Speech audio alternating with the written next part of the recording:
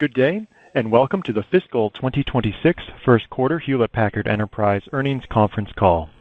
All participants will be in a listen-only mode. Should you need assistance, please signal a conference specialist by pressing the star key followed by 0.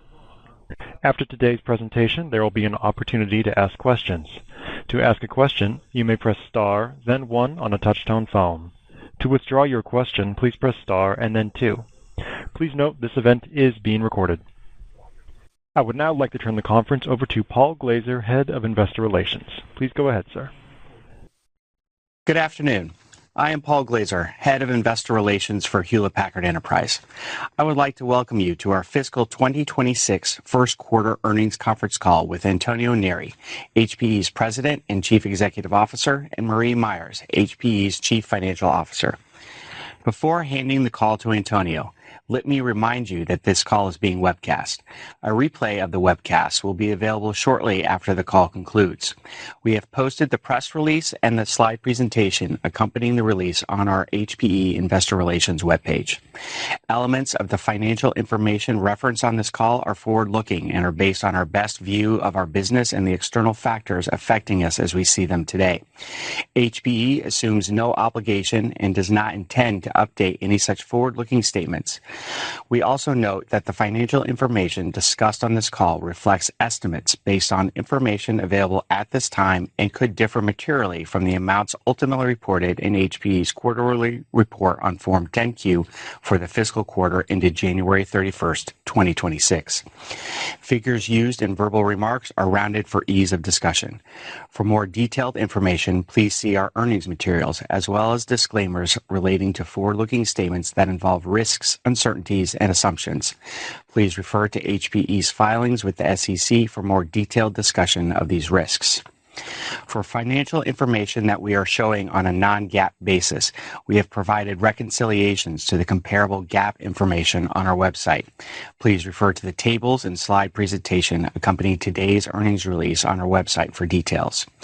Throughout this conference call, all revenue growth rates, unless noted otherwise, are presented on a year-over-year basis. Unless otherwise noted, all financial metrics and growth rates discussed today are non-GAAP, and EPS refers to non-GAAP diluted net earnings per share. Certain financial information featured in the presentation today has been normalized to include Juniper Networks results as of the beginning of HPE's fiscal year 2025.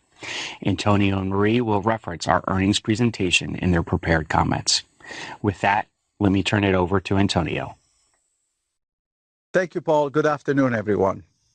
HPE started fiscal 26 with a strong first quarter, delivering revenue growth at the high end of our outlook range and record earnings per share, driven by strong performance in networking and a disciplined execution in cloud and AI.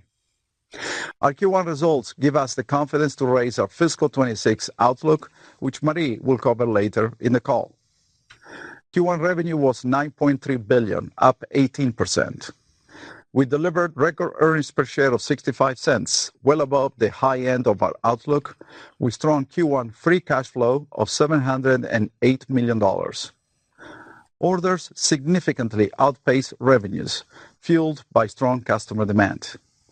We saw strong product orders across networking, servers, and storage, driven by ongoing AI deployment, on-premises infrastructure modernization, and some customer pull-ins due to ongoing commodity shortages and price increases. GreenLake remains a critical differentiator for our software and services portfolio, delivering strong order bookings, customer adoption, and AIR growth. Phase 1 of our Juniper integration is complete. We remain on track to achieve our fiscal 26 synergy targets. As we move to our second phase, we are focused on building a new networking market leader by aggressively executing our strategic product and software roadmap while driving revenue synergies through our go-to-market scale. We are excited about what comes next for our customers and our shareholders. Before I provide our business segment highlights, I want to address how we are navigating the commodity shortages and inflationary cost environment impacting the industry. The IT market is facing a sharp acceleration in supply tightness and increasing component costs, most notably in DRAM and NAND. We expect elevated prices to persist well into 2027. We are taking a series of distinct actions to address the current industry dynamics. First, we're focused on securing supply. We have expanded our long-term multi-year agreements with our key silicon and memory partners to secure the capacity needed to meet customer demand. Second, we are protecting our margins. We have adopted an agile pricing posture with price adjustments across the entire portfolio with shorter quote commitment cycles. We have amended our quoting terms with the right to reprice existing orders for commodity cost increases between quoting and shipment.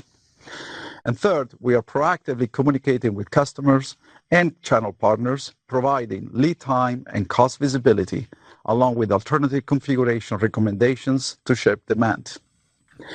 DRAM and NAND now make up over half of the bill of material cost of a traditional server, and the share will continue to rise as component costs increases. As a result, we expect higher average unit prices in both our server and storage products. Networking is more insulated, with memory comprising a significantly smaller portion of the bill of materials.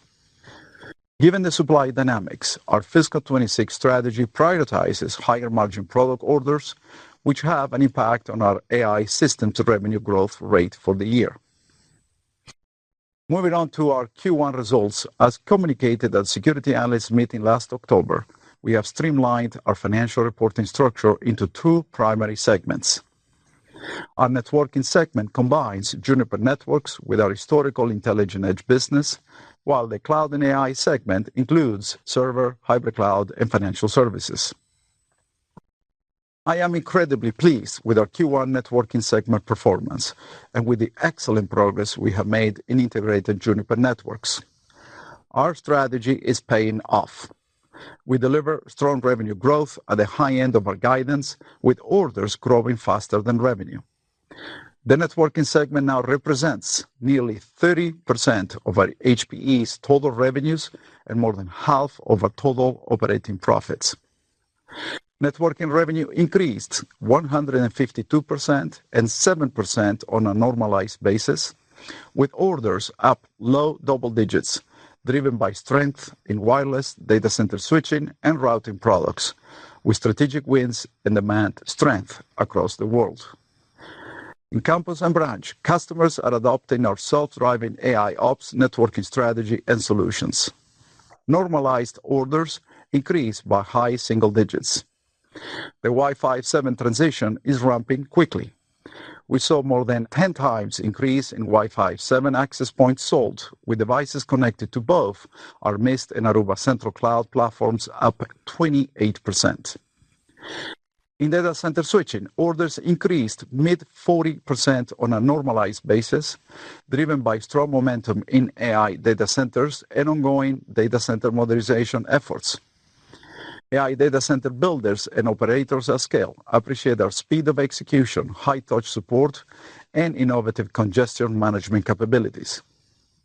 Our demand for our routing products was very strong, with orders increasing mid-20% on a normalized basis. HPE now has the most competitive routing portfolio, spanning data center interconnect, AI on-ramp, and edge use cases. Our recently introduced MX301 router series is off to a great start, with strong demand across all customer verticals. Driven by a strong order demand momentum in data center switching and routing products, we are now targeting $1.7 to $1.9 billion in cumulative networks for AI orders by the end of fiscal 26. Our new combined networking R&D team continued to drive bold innovation.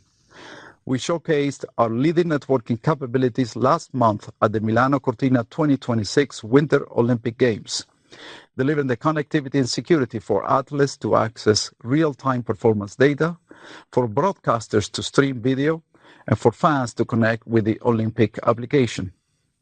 I experienced the IT operations firsthand at the Games, where our HP experts were there with the Milano Cortina Olympic Committee IT staff, working to ensure everything performed at world-class levels. The Olympics serves as a powerful case study for other customers to see the value of our full-stack AI-native networking solutions and the power of our new combined networking portfolio. In advance of Mobile World Congress, we announced our expanded vision for service providers as they modernize their infrastructure to take advantage of our AI with advancements across our networking servers and software portfolios. We introduced a powerful new line of routers, the new high-density compact modular PTX series. These routers will enable service providers to modernize their core networking RAN infrastructure to address the rising data traffic demands driven by AI data center interconnect and inferencing scaling. We also announced new server innovations to speed 5G and AI deployments, enhance security, and streamline automation from the edge through the core network. These solutions enable telecom operators to manage twice the amount of network traffic on a single server with the latest network security innovations. Finally, I am pleased to announce that we have completed our networking sales integration in Q1 by merging our Juniper and Aruba sales teams into a single HPE networking sales organization. Our focus now is to scale the organization while continuing to improve our overall sales productivity. With the sales portion of the integration behind us, we are well positioned and energized for the years ahead, enabled by a best-in-class networking portfolio. HPE now owns the entire networking technology stack with the talent and go-to-market scale to create a new networking industry leader. We will continue to focus on our networking priorities, including driving increased adoption of our highly differentiated AI ops self-driving networks to capture share and profitability in campus and branch, tapping into the large networks for AI investments that are happening in our industry with our world-class data center switching and routing offerings, and claiming market leadership in key areas where the network and security are converging. Moving on to Cloud and AI segment. Revenue declined 3% with operating margin dollars up 18%, driven by pricing and cost discipline. We expect average unit server and storage pricing to continue to increase as the year progresses.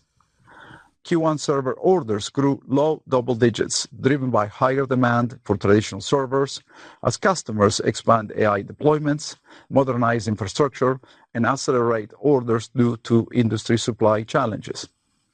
Traditional server strength was partially offset by the timing of HPC and AI systems orders. We entered Q2 with a record AI systems backlog of $5 billion, primarily composed of enterprise and sovereign orders, and our sales pipeline remains multiples of our backlog. We are seeing more enterprises adopting agentic AI into their company's business workflows. Siemens Energy, one of the world's leading global energy technology companies, has recently selected HPE to provide infrastructure services that help engineers design and service gas turbines, which include AI inferencing.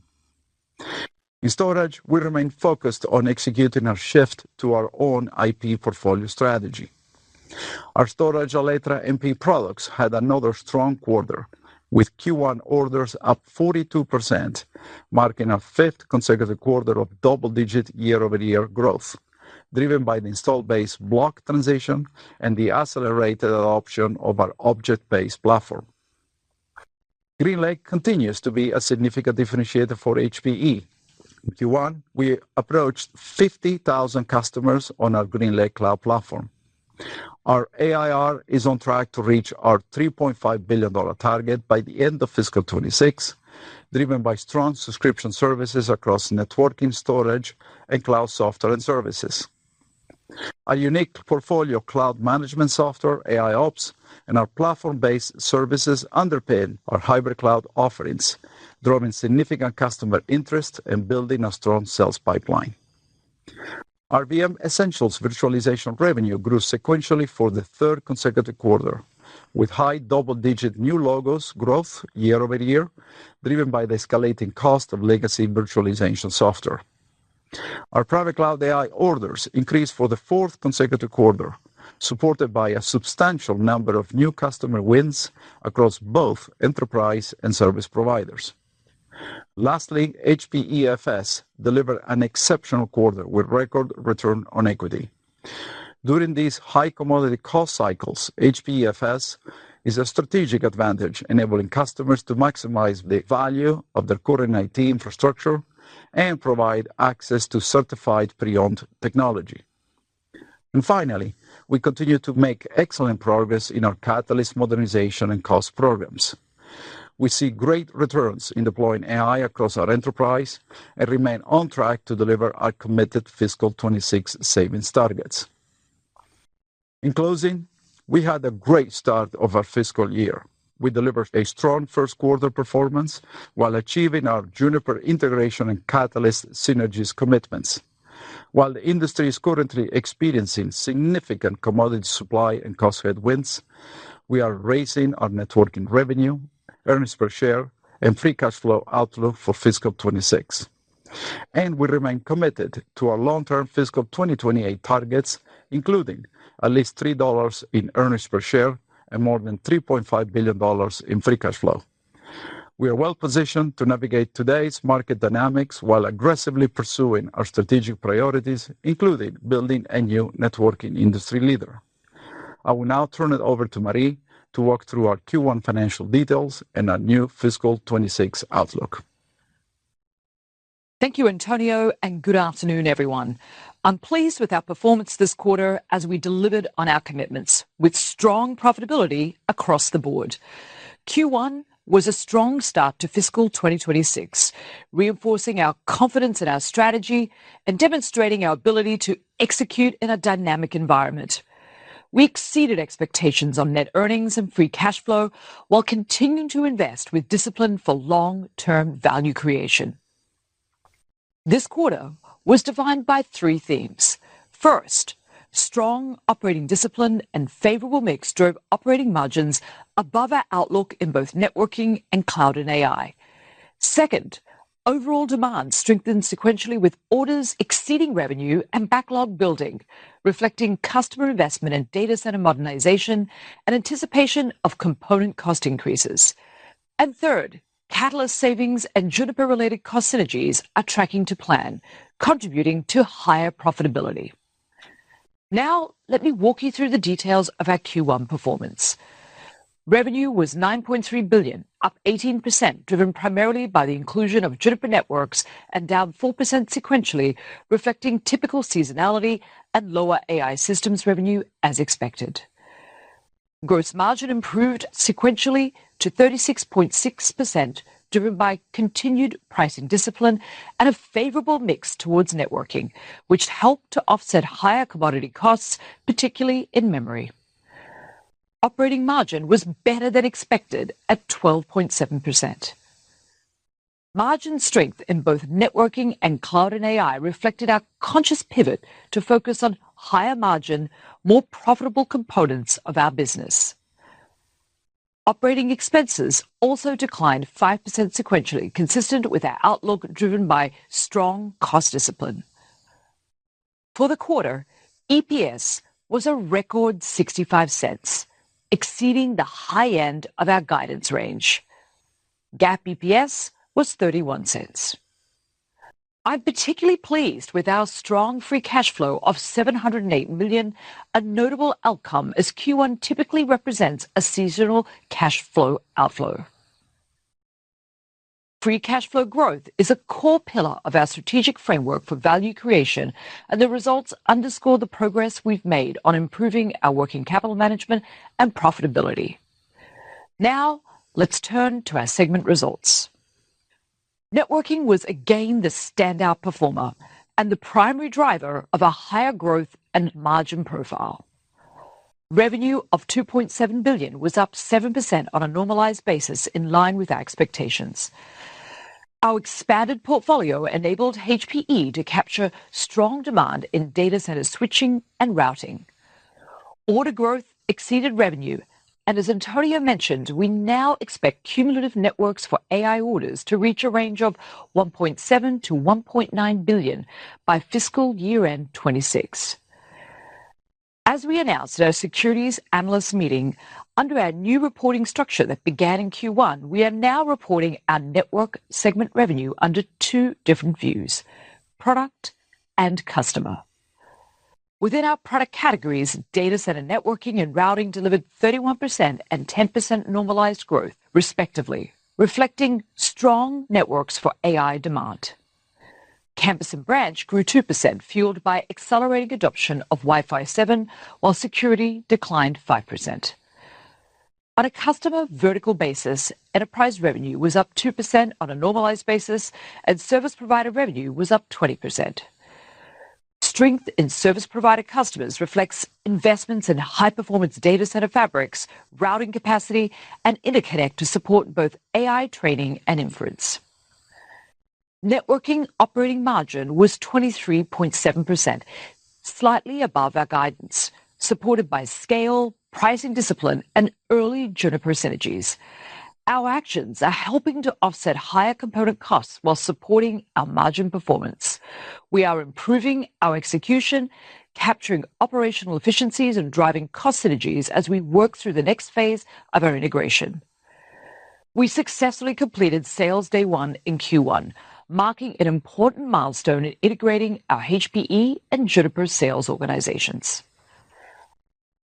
Moving to cloud and AI, which includes our server, storage, and financial services businesses. Q1 revenue totaled $6.3 billion, down 3%, consistent with our outlook. This performance primarily reflects timing of AI server revenue shipments, offset by growth in the traditional server business and stable performance in storage and financial services. As Antonio mentioned, in the face of higher commodity costs, we have taken decisive actions to protect margins. We implemented DRAM-related price increases starting in November 2025, shortened quote commitment cycles, and are more tightly coordinated across our supply chain, pricing, and sales organizations. In addition, we are actively steering demand towards lower memory configurations where appropriate, particularly across enterprise deployments. With our strategy in place, we are dynamically passing through memory and component cost inflation while protecting our margins and preserving profitability. These actions, coupled with strong cost discipline, resulted in a better-than-expected operating margin of 10.2%, with operating profit up 4% sequentially and 18% year-over-year. Server revenue declined 3% in line with expectations as strong AUP growth in traditional server was more than offset by the timing of AI shipments. Despite the pricing actions we implemented, we saw continued strong demand, albeit inclusive of some pull-ins aimed at avoiding the impact of rising component costs. AI systems orders of $1.2 billion were largely enterprise-driven. Consistent with our strategy to focus on higher profitability, the mix of enterprise and sovereign has increased as a percentage of our cumulative orders since Q1 23. Our AI server pipeline remains multiples of our backlog. We continue to expect AI demand and revenue to remain uneven this year, primarily due to some larger sovereign orders characterized by extended lead times, with AI shipments expected to ramp in the back half of the year.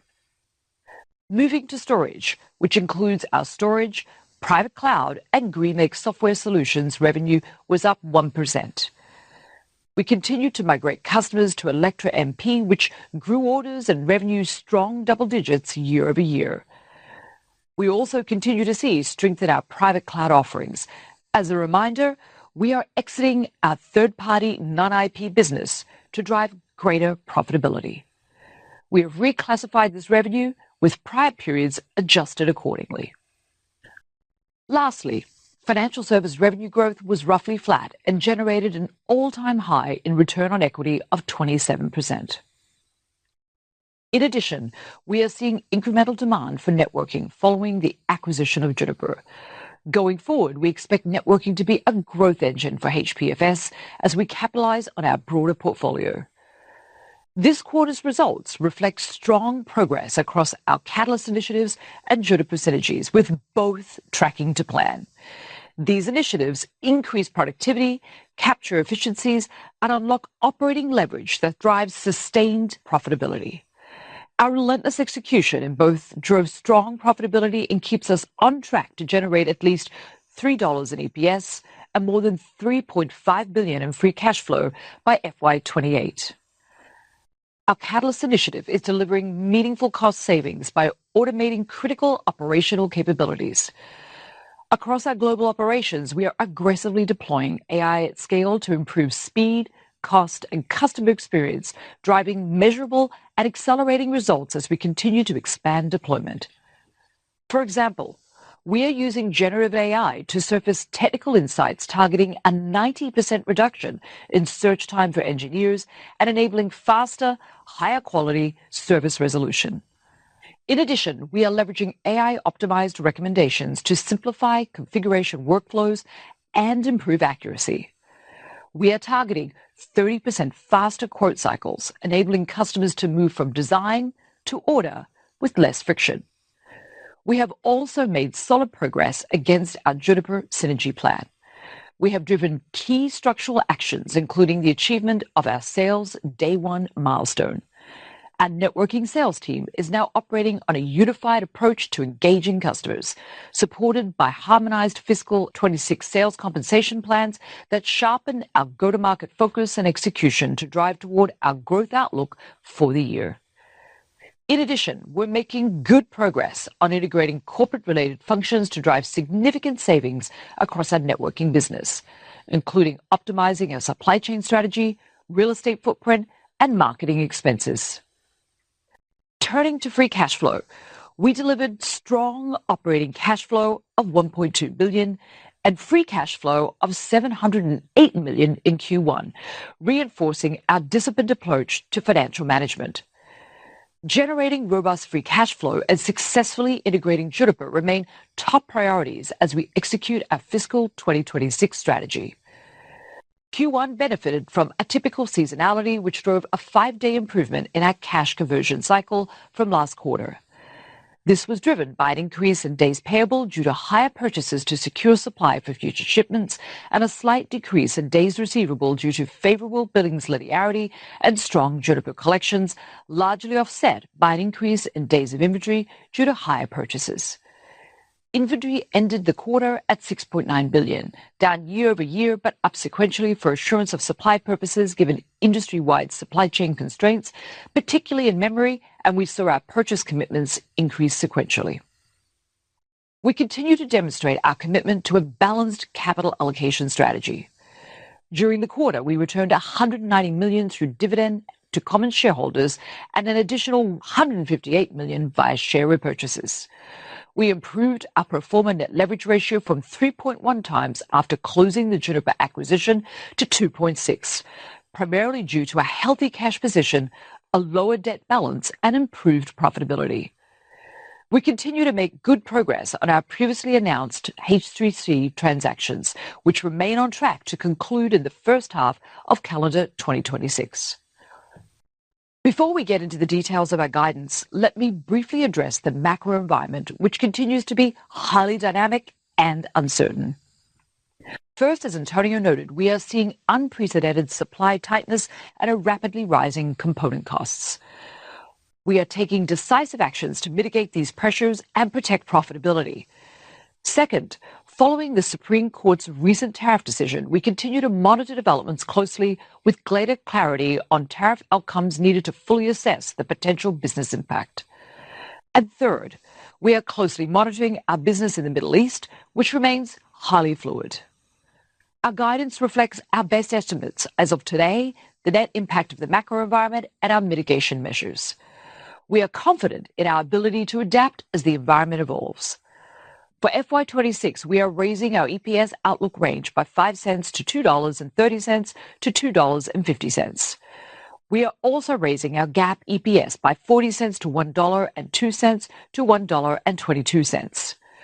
We are making the following updates to our outlook. We are raising our full-year networking revenue growth to 68% to 73% on a reported basis, or mid to high single-digit growth on a normalized basis driven by our strength in data center networking and routing businesses. We are lowering our full-year cloud and AI revenue growth to mid to high single-digit growth from our prior mid-single-digit to low double-digit range. As Antonio noted, given supply dynamics, our strategy for the remainder of the year prioritizes higher margin product orders, which may have an impact on our AI systems revenue growth. We are lowering our OI&E outlook to a range of $540 to $590 million from approximately $650 million previously, reflecting lower net interest expense expectations. Lastly, we are increasing our free cash flow outlook to at least $2 billion, up from our prior range of $1.7 to $2 billion. We are maintaining our outlook for the remaining guidance metrics provided last quarter, which you can find in our earnings presentation. And from a modeling perspective, for the second half of the year, we expect Q3 to constitute our largest AI revenue quarter.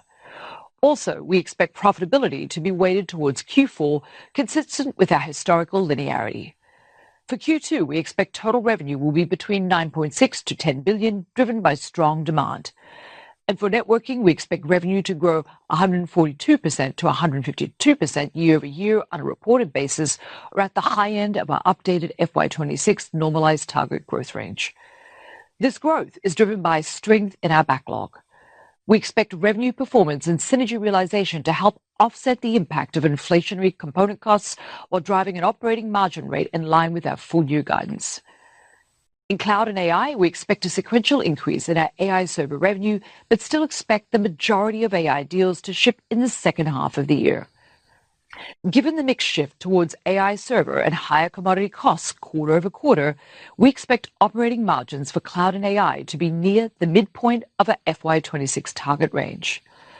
On a consolidated basis, we expect Q2 total operating expense to increase sequentially, driven by annual compensation increases and marketing expense. Combined with commodity cost increases, we expect our operating margin rate to be down quarter over quarter by more than typical seasonality. Consequently, we expect EPS between 51 and 55 cents and GAAP EPS between 9 and 13 cents. In closing, our Q1 results reflect disciplined execution, improving profitability, and strong momentum in core business, even as we navigate unprecedented commodity inflation and macro uncertainty. We remain focused on integrating Juniper and accelerating our transformation and operational efficiency to drive sustainable long-term value. With that, I'll turn the call back to the operator to begin Q&A. Thank you. We will now begin the question and answer session. To ask a question, you may press star, then 1 on your touch-tone phone. If you are using a speakerphone, please pick up your handset before pressing the keys. If at any time your question has been addressed and you would like to withdraw your question, please press star and then 2. In the interest of time, please limit yourself to 1 question. The first question will come from Wamsi Mohan with Bank of America. Please go ahead. Hi, thanks for taking the question. It's Ruplu filling in for Wamsi today. Antonio, do you think the current environment is or will drive more customers to use HPE GreenLake? And you mentioned some pull-ins. Which areas were those in? And likewise, did you see any push-outs or lower demand as you raise prices in response to the component cost increases? Thanks. Yeah, no, thank you for the question. So obviously, GreenLake, the cloud, gives customers the flexibility to adopt an elastic model through our subscription services, including our GreenLake Flex, which includes, the consumption of the infrastructure on a demand basis. And this is where our HPE Financial Services plays a key strategic role. And as you saw from our results, HPFS had a very, very strong quarter with a return on equity over 20%. And during these cycles, the ability to offer pre-certified, pre-owned certified products is very, very strategic. So the answer is yes, we should expect an ongoing adoption, not different, by the way, that we saw during the pandemic. So that's very important. We also announced some unique programs with HPFS as well for financing during this transition time. As for demand, no, demand is very strong. Demand is very, very, very strong. There is no push out. Last week I was in Europe where I met with many customers at Mobile World Congress. Then I went to the UK, and all of them understand the environment related to inflationary costs, and all of them ask how we can get the product faster. So reality is that demand is strong, whether it's driven by the projects or deploying AI, obviously concerned about the cost, inflationary costs, but zero impact on demand at this point in time. Thank you, Ruplu. Operator, next question, please. The next question will come from Catherine Murphy with Goldman Sachs. Please go ahead.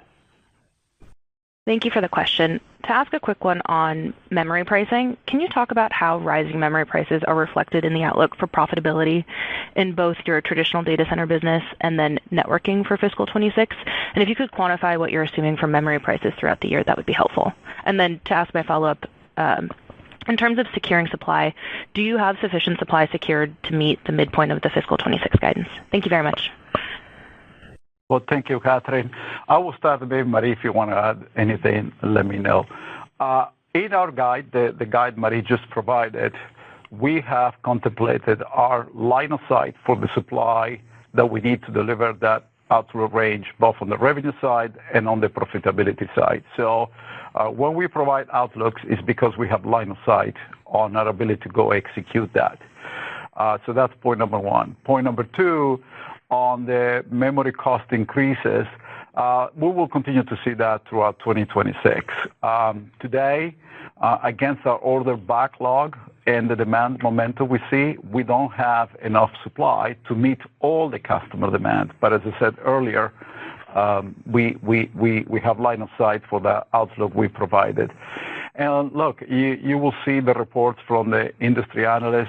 The reality is that between CQ4 and CQ1, you have, from the industry, triple digits increase in pricing.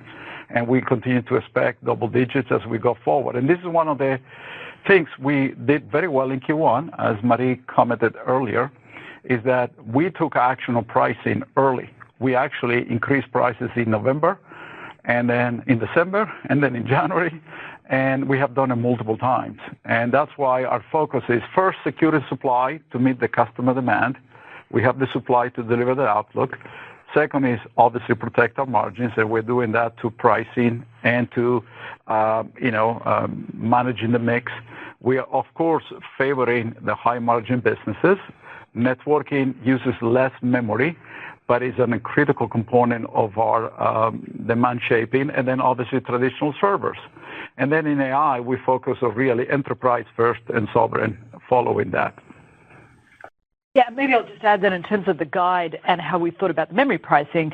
Yeah, as you know, we raised our guide actually, so we expanded we rose at 5 cents, so 230 to 250. A comment about networking, a comment about cloud and AI. From a networking perspective, one thing to bear in mind is that some of the revenue and synergies that we've had as part of the programs we announced do help to offset some of those inflationary costs on networking. So just bear that in mind. And then as you think about cloud and AI, we're really focused on prioritizing those higher margin orders. So, that's how we're managing it in each business, and all of that is reflected in our guide. And obviously, look, it's a prudent guide, and if we can do better, we absolutely will. Very good. Thank you, Catherine. All right, operator, next question. The next question will come from Simon Leopold with Raymond James. Please go ahead. Thank you very much for taking the question. I wanted to see if you could talk about the topic around demand elasticity, because I would think with IT equipment that with you raising prices to pass off the higher memory costs, we would see some more of a tailwind for your revenue growth rather than demand destruction. Could you help us understand what respect to this is conservatism in your view versus how customers are behaving towards accepting the higher price points? Thank you. Well, thank you, Simon. I think I should divide that question in two parts. One is the demand side, and I can tell you the demand continues to be very, very strong. There is no signs of slowdown at this point in time. Obviously, there is a question of unit and average unit price as we go forward. But the reality is that with the density of the servers and the ability to process more data to the servers, customers are finding the right balance there. But the demand is very, very strong. On the ability to fulfill the demand, which translates into revenue, again, Marie and I put that in the guidance, and she just commented, prudent in many ways. But look, we don't have enough supply for all the demand we are seeing and the backlog we have. However, in our guide, we factor the supply needed to deliver that outlook. And it's going to be interesting as we navigate the next few months. But as I said earlier, Simon, I met with a lot of customers in Europe. There was no one single customer that told me, I don't want the product because now it's too expensive or higher price than I thought. All of them said, okay, I understand the price increases. What we can do to shape the demand may be a different configuration. Some may take a lower end configuration to get the product, but it was all about speed to get the product, not the price. And maybe I'll just add, Simon, that, of course, there's going to be some impact from the increased pricing and on units, and that's really what we see more so in the second half of the year, just to follow up on what Antonio said. But I'd just clarify for cloud and AI, probably similar to many others out there, we are expecting growth, particularly for our traditional server business on a net basis. So just remember that we did guide cloud and AI to mid to high single digits from a revenue growth perspective as well. Let's not forget another part. When we sell traditional servers, obviously it's healthy from the services attached perspective, which it doesn't generate in-period revenue or 2026 revenue, but it's very important for 27, 28, and 29. Thank you, Simon. Operator, next question, please. The next question will come from Amit Daryanani with Evercore ISI. Please go ahead. Yep. Good afternoon. Thanks for taking my question. I guess maybe I'll stay away from memory since everyone's asking about that and ask you about networking a little bit. It's nice to see you folks taking up the networking growth expectations for the year to mid to high single digits. Antonio, I'm hoping you can just talk a little bit more on what's driving this uptick. Is it AI? Is it campus? Is it something with Juniper's routing business on scale across? I'd love to just understand what's driving this uptick here. And then maybe just related to networking, you folks did nearly 24% operating margins in Q1, which is ahead of what you folks were initially expecting. What do you think is resulting in the guide for the full year to be low 20%? Why are you assuming a degradation in those margins given you still have some more synergies ahead of you versus not? So just touch on networking a bit. That would be great. Thank you. So I will answer the first part, and then Maria can talk about the margins for networking. I think it's two parts, Amit. One is demand for our products. I mean, very clear. I mean, we have a world-class portfolio with additional Juniper and the combination with Aruba. And so campus and branch, our value is differentiation is in the self-driving networks. I saw that at the Olympics. I have to tell you, it was very impressive to see how the teams were operating using AI to manage a very complex network over multiple locations in Italy with different events taking place. And a massive amount of scale. But the CIO told me, I'm doing this with less than 20 people, which was remarkable. And our team was very small, just enabling them to understand how to use these AI technologies. And it went flawless. So that's an example. So we grew high single digits in the campus and branch. Wi-Fi 7 there, I don't know if you caught it, 10 times. We sold 10 times more access points on the Wi-Fi 7 than a year ago. And obviously, it's driven by the experience we can provide. But then on the data center side, on the AI build-out, we had a tremendous order intake with data center switching, which is the QFX fabric, mid 40%. So that's a remarkable amount of order intake. And then routing, which generally tends to be a much lower growth, and in the past was obviously aligned with the telcos. Now it's all aligned to data center interconnect and AI on-ramp grew mid 20%. So the combination of data center switching and routing, which is what we call networks for AI, now we expect that to grow to 1.7 to 1.9 in cumulative orders, up from the 1.5. And the question there is our ability to convert all of that as we go forward because of the supply constraints. But demand continues to be very strong. And then look, the amount of innovation. I give you an example of a breakthrough innovation. The new PTX router which is half size of a rack, can manage 16 million, 1/6, concurrent sessions. Think about if London and New York, all the population, will watch a Netflix movie at the same time, that router will be able to handle it. So think about the power of connecting data center with that level of innovation. So we have an amazing product at the right time with the right talent. And then the second part of the confidence to raise the guidance is the fact that the Juniper integration is on track. I think, 8 months in, the team has done a remarkable job. We onboarded almost 10,000 employees. We announced the strategy. We announced the products. We introduced many, many products. And we completed the sales integration of the workforce. So now we are focused on driving revenue synergies across the entire portfolio because we believe there is more opportunity there as we integrate the networking product with the rest of the stack. And just to sort of add on the margins, it's obviously really pleased with the results that we had in Q1, 23.7, so it was above our guide in terms of the operating margin.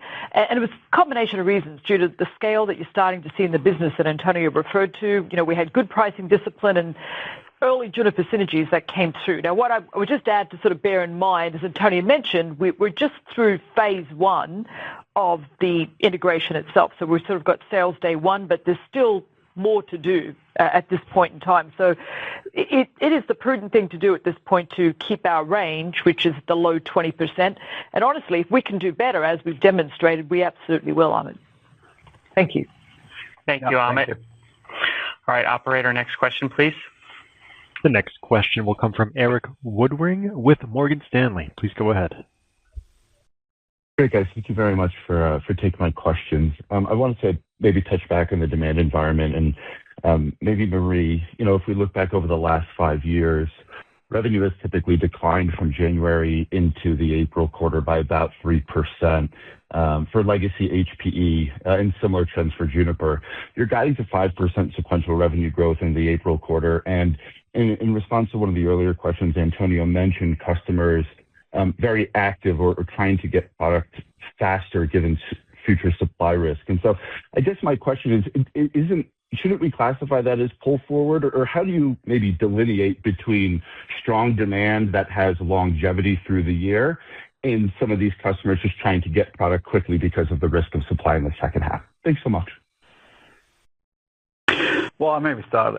So look, I think we are redefining our seasonality here a little bit, right? You saw that in Q1 a little bit with our free cash flow and the efficiency of the working capital now having Juniper and the work we have done with Marie and the team.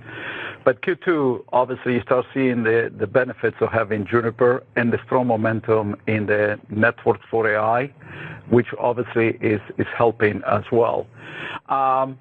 I think it's a reflection that we have been taking large amount of orders now for a number of quarters, and therefore the ability to convert that orders moves through the process. But that range is actually in line to what we had in our original guidance that we provided of Sam in terms of the year seasonality, and then the back half we're going to have the AI systems conversion coming through the process. So, look, there is, of course, demand pull in from some customers, but there is also a lot of demand used for deployment of AI. And I look at two key metrics in enterprise particularly. One is adoption of AI in the business workflow. We see the adoption of agentic AI. Many European customers want to do that on-prem. Very clear. And GreenLake disconnected is a big differentiator for us. And number two is the growing in inferencing.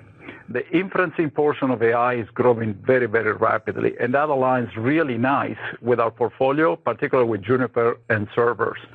I've met many of the telcos. They are really focused on the AI inferencing, and many of them also are going to play a sovereign role because they have the trust from the governments to become the AI cloud in many of these countries where they're going to build some of the gigafactories.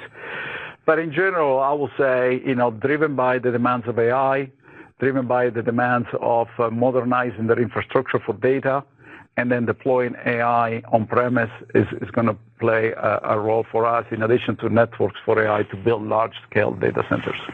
Just to sort of reinforce what Antonio said, Eric, I mean, at this point, I sort of use as a guidepost that normal seasonality won't really apply to this year. And I think it's a combination of both the deal itself, the timing when we close that, plus all the component dynamics. I think what would be important to put in your models is that cloud and AI revenue is going to be pretty much weighted to the second half. And that's really due to what I think is said in the last call, which is more the timing of some of those service shipments. And, frankly, we factored all of these dynamics into the guide that we put forward today as well. That's right. Thank you, Eric. Next question, please. The next question will come from George Notter with Wolfe Research. Please go ahead. Hi, guys. Thanks a lot. I just wanted to come back to a question earlier. I didn't hear the answer. Did you guys give us the assumption for full year revenue associated with pull forwards, and how much incremental might you get this year also based on higher pricing associated with memory? I'm just trying to sort of break down the impacts here in terms of their constituent pieces. Thanks. Now, look, George, I mean, at this point in time, we haven't quantified the pull forwards. I think we gave clarification on our revenue ranges, which for both businesses were actually in the mid to high single digits for the year. So that's the way I'd be anchoring your model. Okay. Next question, please. The next question will come from Samik Chatterjee with JP Morgan. Please go ahead. Hi, thanks for taking my question. Antonio, if I can ask you to drill down a bit into the networks for AI orders that you're referencing, which you're raising today, the 1.7 to 1.9. Is that really just expansion with the existing customers on that front, or are there any specific sort of wins with maybe hyperscale customers that sort of are in helping you in relation to those orders? Just curious about sort of the drivers there. And as we look at that target, how should we think about the mix between data center networking relative to routing in your definition of networks for AI? Thank you. Yeah, Samik, it's a combination of existing customer buying more, but then also getting new customers on a footprint. And so it's a combination of service providers, neo clouds, and also now we start seeing the benefits of getting access to our server go-to-market because we are actually making entrances or introductions to those customers and be able to have those conversations in a more integrated way. So that's what we see today, and the pipeline is very, very strong, which give us the confidence to raise the outlook to 1.7, 1.9 billion. But it's a combination of both existing customers and new customers as we go forward. In terms of the order, we don't provide that level of guidance at this time. Okay, thank you, Samik. Next question, please. The next question will come from Aaron Rakers with Wells Fargo. Please go ahead. Yeah, thanks for taking the question. Kind of just going back on a lot of the other questions. I'm curious, I mean, we all talk about memory pricing, but there's also been a lot of discussion around just tightness on server CPUs and just the demand outstripping supply. So I'm curious, Antonio, how would you characterize the lead times that you're seeing on traditional servers today relative to what they were, let's say, 3 months, 6 months ago? And I think in your preamble, you alluded to like you've changed some of the dynamics around order contractual, things, pricing, et cetera. Can you just walk us through again what exactly you changed to kind of, pass through pricing and maybe provide some stickiness to the orders that you're seeing? Yeah, sure. On the CPU side, less constrained, but constrained. And there, because of our very diversified CPU portfolio, obviously, we have one of the broadest CPU set of platforms with the ProLiant business. We're able to steer demand, although there may be 1 or 2 SKUs more constrained than others. I'm significantly less concerned about the CPU. But if you have the CPU, you don't have the memory, you're kind of stuck in the middle, right? So right now, less concerned about the CPU, but there is active demand shaping to the right socket based on the type of workload the customer wants to run on it. In terms of the pricing itself, right? So look, all the terms, right? Look, we have taken a very agile posture where basically we have significantly shortened our quoting cycles in terms of commitments, and we have reserved the right to increase the price from the time we quoted the product to the time we ship it.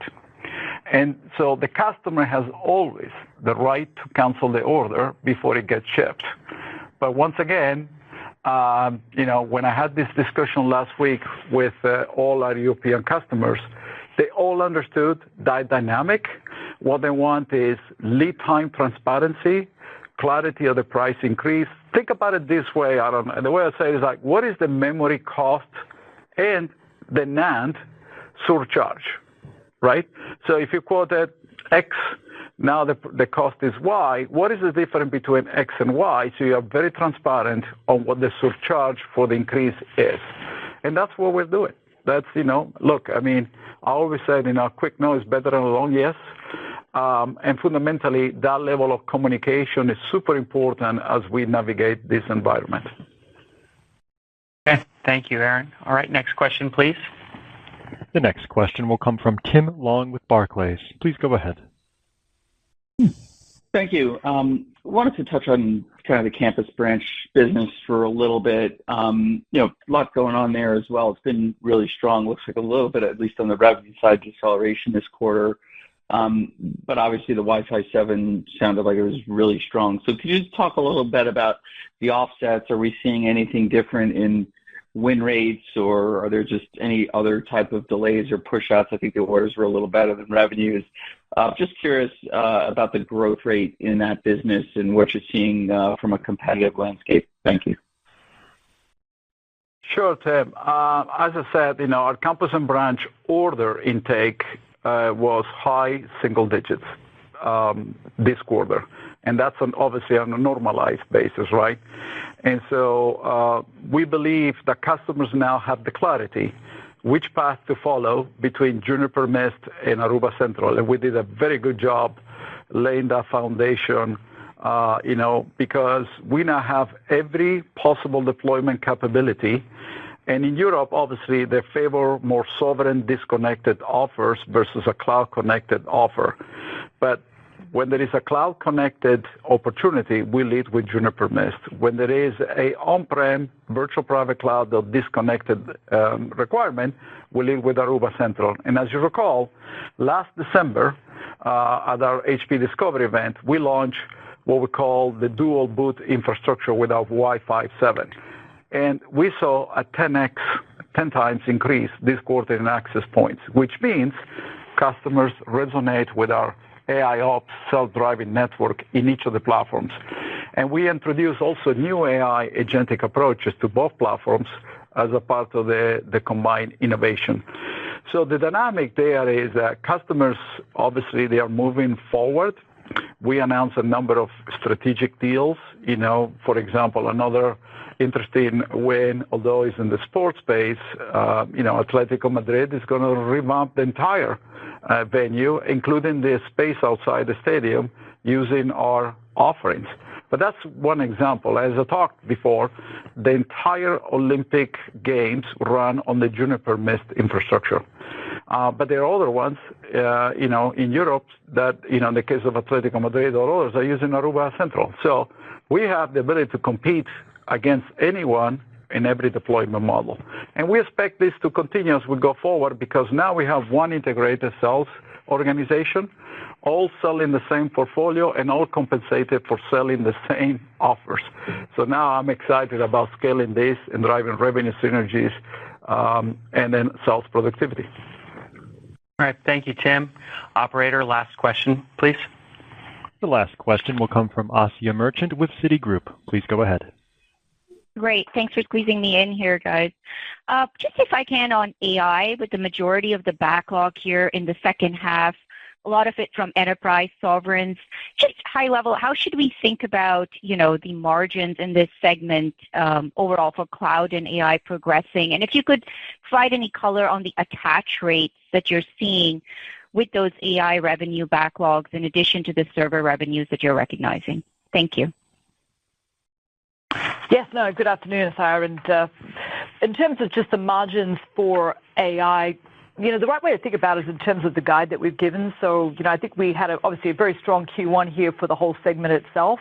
But as I mentioned in my prepared remarks, we expect Q2 to be, towards the midpoint of the range. And then throughout the year, we expect that to be back into about 7 to 9. So obviously at this point in time, those ranges are going to be impacted to a large extent by the shipment timing of both the deals themselves and the types of deals that we have in the quarter. So, as more AI revenue in the quarter, we expect to see a little bit more pressure on the margin. So that's the way I'd be thinking about the correlation between the AI revenue and the margins themselves for the cloud and AI segment. And I'd say, look, overall, we're very confident about the full year margin range for the whole segment of 7 to 9%. And the key thing for us, as you've heard us here talk about today, is really focusing on protecting those margins and taking all the actions that we need to really navigate the commodity prices that we've spoken about. All right. Well, thanks, everyone. We will follow offline with each of you as part of the normal process. I want to thank you for joining the call. I will end where I started, which is basically we had a very strong start of fiscal year 26. You see that the combination of Juniper and HPE is paying off. The networking business outperform our own expectations. We are very excited about what's happening there from an innovation and momentum perspective. Demand continues to be very strong above both segments. But we are adjusting our strategy to make sure we focus on delivering profitable growth because now we have a great portfolio. And also, we are also focusing on managing our working capital in an efficient way. And one of the things that you see, we are raising our free cash flow to at least $2 billion while we're paying down the debt. And I think, we will be able to do that even despite the environment we are navigating through today. So again, great start. We raise our guidance and, we expect that we will deliver against this commitment like we have done in the previous quarter. So thank you again for your time. The conference is now concluded. Thank you for attending today's presentation. You may now disconnect.